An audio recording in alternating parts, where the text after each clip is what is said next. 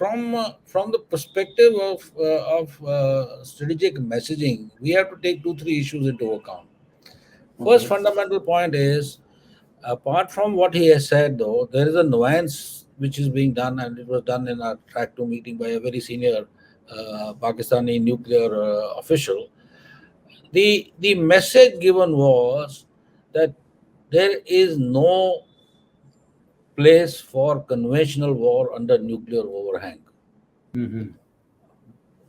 Basically discounting the fact that if there is a major crisis or a major strike in India, the the Indian perspective of having created or curated, as we have used the word, a possible deterrence reaction vis-a-vis Pakistan to such a this thing, they are trying to close that gap. So basically saying Balakot is not feasible now, because what has happened at Balakot time was that we had created under the nuclear shadow a response mechanism to deal with this cross-border terror.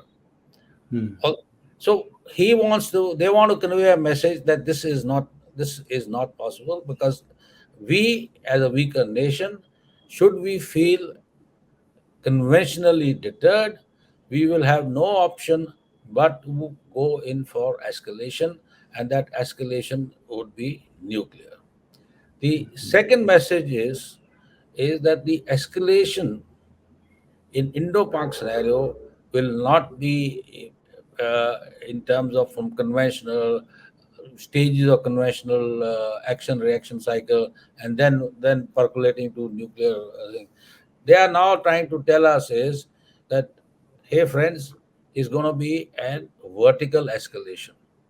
So Mm-hmm. there will be a vertical escalation, and vertical escalation means is that the so-called full spectrum deterrence at each level of the deterrence has a nuclear calculation figured into it.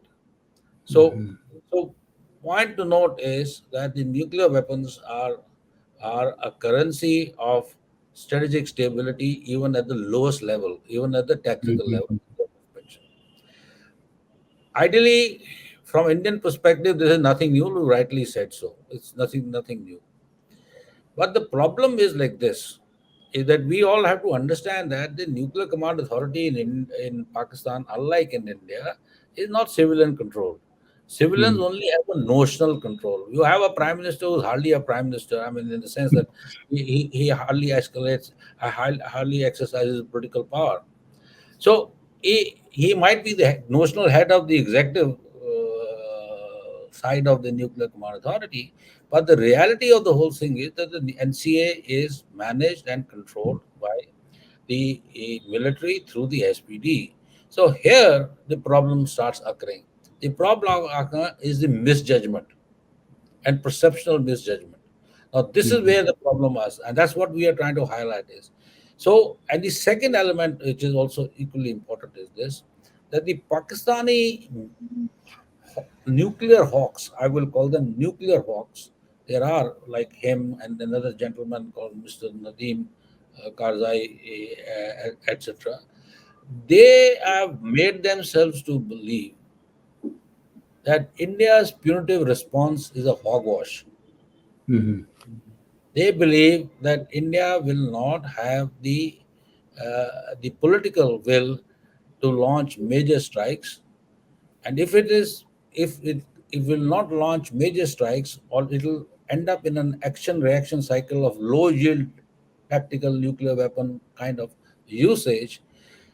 To that extent, that creates an issue, or creates a situation for Pakistan where it can be used as a conflict termination strategy through global pressure to put into ensure that it does not escalate into a large scale nuclear war, and that is provides Pakistan the intrinsic security from India, in their perception, greatly nullifying the larger uh, asymmetric potential, or India's positive asymmetric capabilities, or India's military capabilities. So, you have to see it from those perspectives.